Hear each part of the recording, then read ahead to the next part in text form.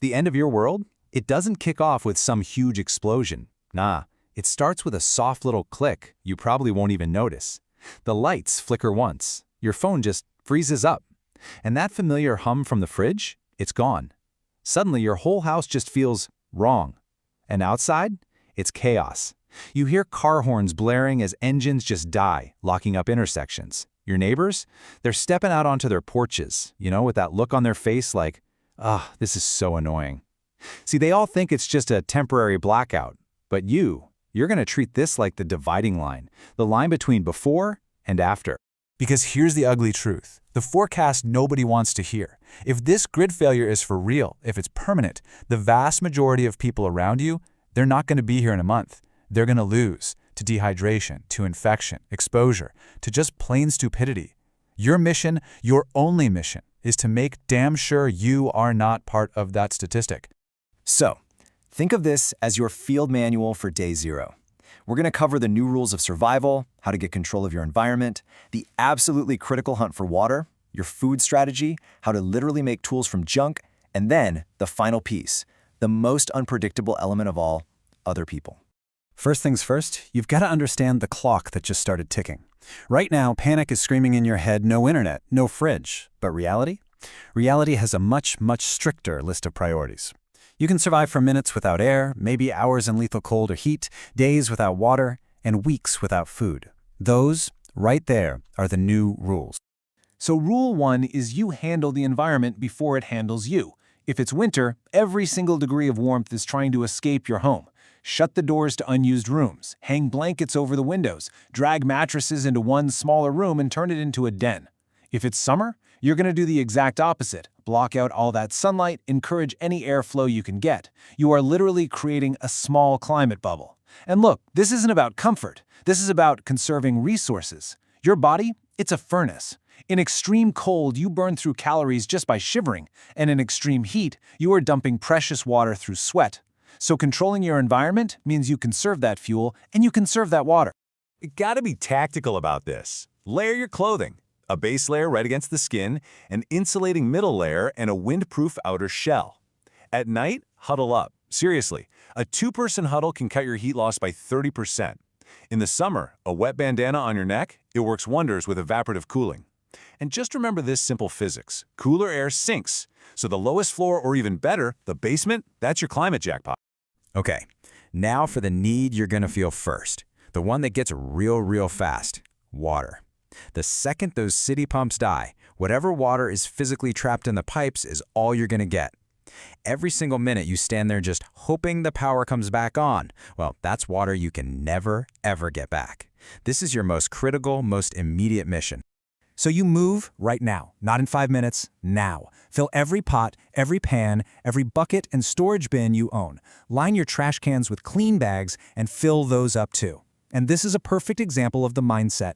Plug the bathtub and turn it into your own personal reservoir. Yeah, you might feel a little ridiculous doing it, but I promise you, in 3 days, you'll wish you'd been even more ridiculous. And a quick pro tip here, scrub that tub out before you fill it. You do not want soap scum floating in your drinking supply. And hey, if you happen to have a water bob, that's one of those big plastic bladders that fits in your tub, well, now is its time to shine.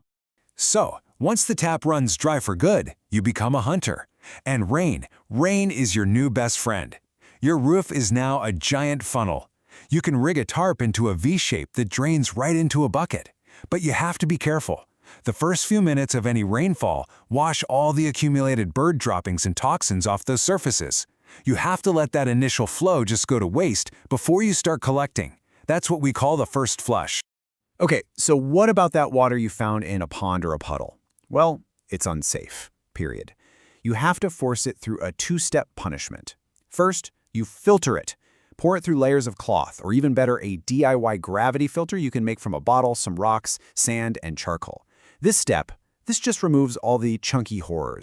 So the water looks better, but trust me, it's still dangerous. Now you kill what's left. Get that water to a heavy, rolling boil. I mean big bubbles, not just a simmer. And you keep it there for at least 1 full minute. Make that 3 minutes if you're up at a high altitude. This just demolishes the internal machinery of all those nasty little germs. Now, what if boiling isn't an option? Maybe fuel is scarce, or you can't risk the smoke. Well, you've got chemical backups. Unscented household bleach and iodine tablets. They'll get the job done. Sure, the water is going to taste a little bit like a chemistry experiment, but believe me, chemistry beats dysentery every single time. You've got to get the dosage right on this. For clear water, you're going to use 8 drops of unscented bleach per gallon. If the water's cloudy, double it to 16. Mix it all up, let it sit for 30 minutes, and then give it a sniff. It should have a very faint chlorine smell. If it doesn't, add a few more drops and just wait again. So, with hydration handled, your stomach is going to start yelling. And you have to shift your entire mindset about food, like immediately. Food is now fuel. It is not mood therapy. Your absolute first priority is the fridge. Anything perishable, meats, milk, soft fruits, that stuff gets eaten or cooked first. No exceptions. Now, your freezer, that's basically a countdown timer. It'll probably stay cold for about 48 hours if it's full and if you keep that door shut. Here's a little hack. Move any frozen water bottles or ice packs you have to the very top shelf. Cold air sinks, right? So that'll keep everything below colder for longer. All right, let's talk scavenging. You have to resist that primal urge to join the mob rushing the nearest megastore. That is just a recipe for empty shelves and a whole lot of conflict. You are going to think differently. You're going to hit the small ethnic markets, the forgotten office break rooms, the vending machines nobody's thought of yet. You'd be surprised where civilization hides calories, usually in the most boring corners. Canned food, it's apocalypse royalty. Seriously, and you need to know what to look for. Dents, they're usually just cosmetic, no big deal. The real danger flags are swelling, bulging, or any kind of leaking. If you see that, you're looking at bacterial warfare going on inside that can. Just stay away. And expiration dates, you know what they are now? Trivia, that's it. A 10-year-old can of beans still has calories. But the most important rule of all is this: heat everything thoroughly. Even if it looks and smells perfectly fine, that heat is your final safety check. Sooner or later, the packaged food is gonna run out. And when it does, the landscape becomes your pantry. But it's also a minefield. If you don't recognize a plant 100%, you have to use this slow, tedious, but very safe test. Touch a tiny piece to your wrist, wait. Then to your lips, wait. Then your tongue, wait. You're waiting for any reaction. Tingling, burning, anything. Only then do you swallow a teeny tiny amount and wait some more. It's a pain, but it'll keep you alive. But look for the easy wins first, right? Dandelions, that weed called plantain, and no, not the banana, but that common weed that grows in sidewalk cracks, and clover are all edible. Even acorns can be processed if you crush them up and soak them to get those bitter tannins out. Okay, this part's tough for some people, but your disgust reflex? That is a luxury you can no longer afford. Insects like crickets and grasshoppers, when you roast them, they taste kind of like nutty popcorn. Earthworms, pigeons, rats, squirrels, I know, but they are all viable protein. The key, and I cannot stress this enough, is to cook them thoroughly. Heat is your lawyer in this case. You know, all of this stuff we're talking about, clean water, safe food, warmth, it all depends on one thing: fire. Fire is the closest thing to real magic you're going to find now. It purifies, it cooks, and it tells that animal part of your brain that you, not the darkness, are in control of the night. But without lighters, you have to reach way back in time. Friction methods, like a hand drill or a bow drill, they're brutal work, but they are effective. You're not trying to make a flame, remember? You're creating a tiny, smoking ember that you have to gently coax to life. Or if you have a piece of steel and a hard rock, you can create sparks.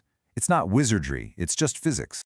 Your junk drawer probably holds some pretty clever fire-starting hacks right now. That alcohol-based hand sanitizer, squeeze some on a tissue, it burns hot and fast. Cotton balls smeared with petroleum jelly, they're amazing, long-lasting fire starters. And touching a piece of steel wool to a battery terminal, you get an instant glow. But be careful. A clever hack that accidentally burns down your only shelter isn't very clever at all. Now let's talk tools. This is where you really have to change your mindset. That broken piece of glass, that's a cutting edge. A piece of scrap metal can be filed into a crude blade. A can lid can be carefully folded and turned into a knife.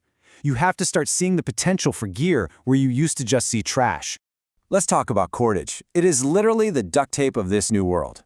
Tear old clothing into strips and then twist them together into sturdy lines. You can use it to build shelters, set snares, suspend your food away from pests. You can solve 100 different problems with good cordage. And containers, plastic bottles, glass jars, those are now treasure. You use them for storage, for measurement, for protecting things. And get in the habit of labeling everything. Your brain is going to be totally taxed. Don't rely on your memory when a simple label will do the job for you. Okay, let's dive into the final and frankly most dangerous variable in all of this, other people.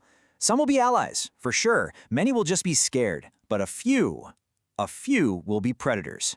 Your first and your absolute best defense is just plain invisibility. Don't be the only lit window in a dead neighborhood.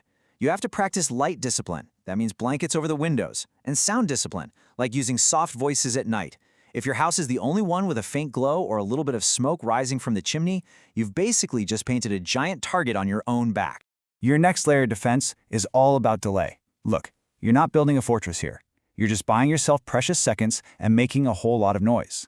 Swap out the little screws in your door hinges for longer ones that actually bite into the door frame. A heavy chair wedged under a doorknob provides a surprising amount of resistance, and a simple pile of empty cans on a windowsill, that's a cheap but incredibly effective alarm. And this all brings us to the single most critical mindset shift you have to make. Are you ready for it? You must completely and totally let go of the idea that someone is coming to fix this for you.